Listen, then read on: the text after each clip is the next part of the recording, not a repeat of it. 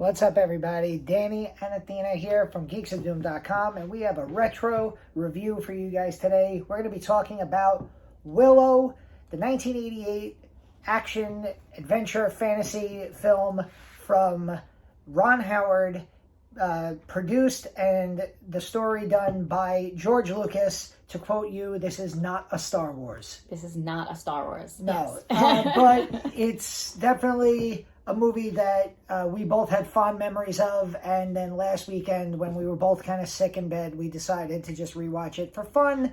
It's streaming on Disney Plus. So what did you remember about this movie from when it came out? So I just remembered, like, this was the moment that I fell in love with Val Kilmer as Mad Mardigan. And I've loved Val Kilmer over the years. I'm just not paying attention to what he, people age and some people don't age well, and I don't care. But Val Kilmer, he was goofy and heroic and the bad boy and like with the reluctant, I don't only care about myself, but all of a sudden he started caring type of hero as Mad Mardigan.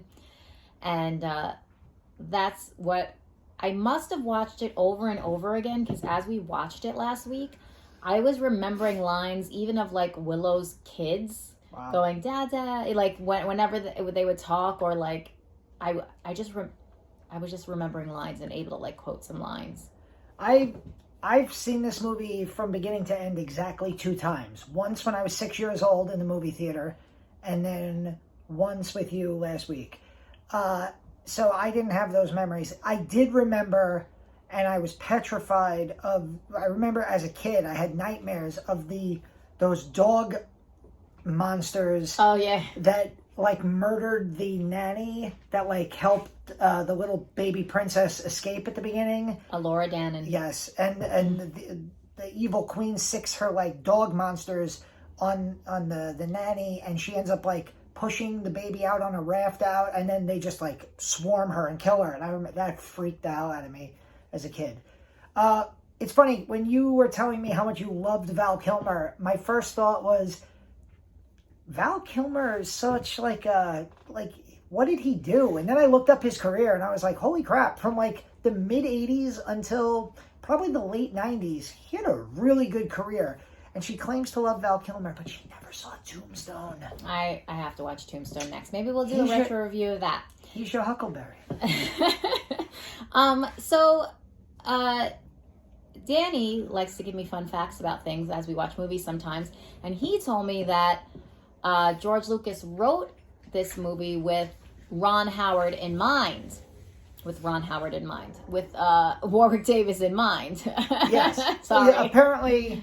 Yeah, apparently, having met him on the set of Return of the Jedi, he came up with the idea to basically make Warwick Davis into effectively an action hero, I guess. Which he was. And the fact that blew me away, as somebody who, I've met Warwick Davis at a convention, I have an autographed poster of him. He was 17 when he made this movie. In the movie, he has a wife, he has 2 kids, and he goes out on an adventure, and he's like giving it to Val Kilmer. Like, they're giving each other, like, the shit, this whole movie. He was 17. My God. This movie also had, I think, the largest casting call of little people actors of any movie ever. There were, like, over 200 little people in this film, including, like, legendary Billy Barty was in this in a small role. Phil, what's his name now?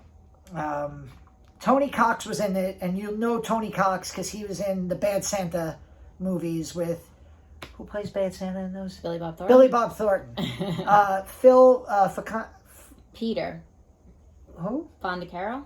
Oh, yes. No, Phil Fondacaro. That's who sorry. it is. Yeah, he's also very recognizable. He's in this movie.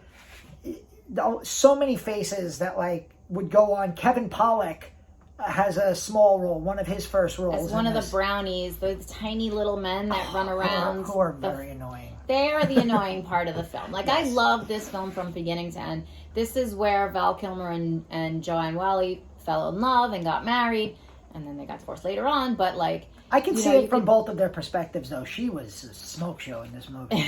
And, they were, enemies who became lovers in the middle of this, so it really has everything, this movie. It's adventure, it's funny... It's scary, I guess. This to me is... I mean, the story was done by George Lucas, and this is exactly what you would expect from George Lucas after Return of the Jedi.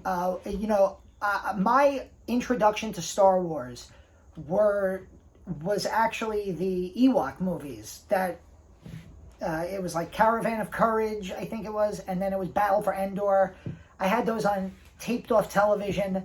And it was like that style of entertainment where it was like, kid-friendly with a scary bad guy that was like a king or an evil queen. And there's creatures and there's puppets and all sorts of crazy stuff. And of course you have ILM special effects. This movie was nominated for an Academy Award for Best Visual Effects, one of 2 Oscars it was nominated for. And if you look at it now, you wouldn't think so. I mean, what was that disgusting thing that fell in the bog and turned into a 2-headed crazy monster? There's the 2-headed... Yeah, but like that's scary. Yeah, that's the charm about watching some like action, like these style fantasy movies. Like Clash of the Titans. Oh, yeah, like... the stop motion effects, the what was it, the mirroring that they used? Morphing? The morphing technology. This was the first movie that ever did it. And that stuff today, you look at it, with CGI and Avengers Endgame and Avatar, and you're like, that looks terrible. But in 1988, it was like mind-blowing stuff. And it was really, the morphing thing when they turned into pigs at the end was terrifying. Oh, yeah. That was scary, too. So that was another thing I remembered being 6 years old in the theater. Basically, Willow finds... the baby is born, there's a prophecy, whatever, and Queen Bab Morta, played by Jean Marsh, wants to kill the baby. She sends the scary hell beast or whatever.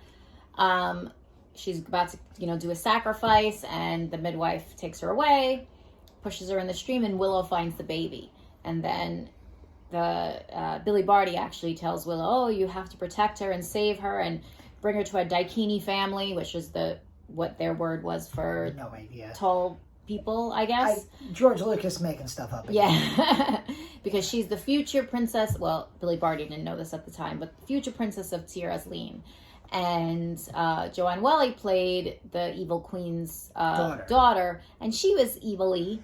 in it. I read on IMDb that there was supposed to be deleted scenes where the queen had turned her father to stone, Saoirse's father to stone, and so even though she was her mother's right hand, one of her lead lieutenants, there was always she always kind of hated her mother for doing that. Mm-hmm. I'm glad that they cut that scene, because if I had one chief complaint about this movie is it's long. It's 2 hours and 6 minutes, and it feels every one of those 2 hours and 6 minutes. I mean, you're having fun for 2 hours and 6 minutes. You're having fun for an hour and 45. Get out of here. I think you could have know what he's talking about. You could have cut a little bit.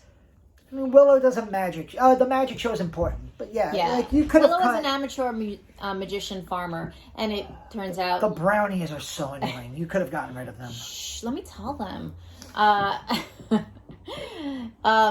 They come across Mab Mardigan, who's in a cage starving. They let him go. He kind of helps them. Then he tries to leave. Then he feels like, I'm obligated to help you.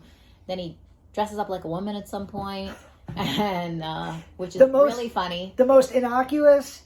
And out of nowhere, I guess, cross-dressing scene.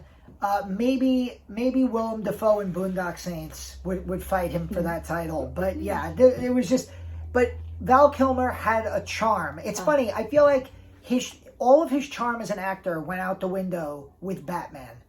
He was such a stiff and wooden Batman in Batman Forever. But the movies before that, Willow... The Doors. He played an amazing Jim Morrison. And then, of course, Tombstone, where he should have gotten an Oscar nomination Top Gun. for Doc Holliday. What we were trying to say is that we really love this movie. You love this movie as much as I do? I love this movie. No, you love this movie. I like this movie a lot. Love this movie. And I didn't realize how much I must have watched it in the 80s because I just knew everything that was going to happen and laughed before things happened and said words that I knew were coming and everything like that. It's streaming now on Disney Plus, and a series is in development for Disney Plus for 2022, which I guess is why it's on Disney Plus as well. Yeah. But if you haven't seen it and you want something fun to watch with your family, this is good for pretty much all ages. There's only like a couple of scary scenes, and it's really in the fantasy realm, so it's not like super scary. But you should watch it and see a young Val Kilmer. Yeah. Val Kilmer just be magical. And Warwick Davis has gone on to become one of the most prolific actors. I mean, he's part of, obviously, the Star Wars universe. He's Professor Flitwick and one of the goblins in the Harry Potter universe. He's in, I believe, all of the Harry Potter films at one point or another. So, yeah, he's gone on to a pretty amazing career. I mean, it is rare to see a little person be the hero of... Yeah. This is one of those few movies of a movie that I can think of where... Tyrion Lannister. Yeah. That's it. Peter Dinklage... It's funny because I just watched I Care a Lot, which just went up on Netflix with Peter Dinklage. And Peter Dinklage has become such a popular force of an actor because of Game of Thrones that you never for 1 minute see him as anything other than Peter Dinklage. It never, it just doesn't cross your mind anymore. But, I guess, Warwick Davis, and Billy Barty. Yeah, of course. But, Warwick Davis in this last 40 years has really laid a lot of that groundwork. So, yeah, go on Disney Plus. If you haven't watched Willow, check it out. Move your head so they could see. There it is. There's Willow. There's Mad Mardigan.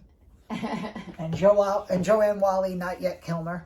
There's Saoirse and Willow and the baby Laura Dannon. If we didn't was 17. Yeah, that's amazing. My God, I still can't get over that. Yeah, it was great. All right.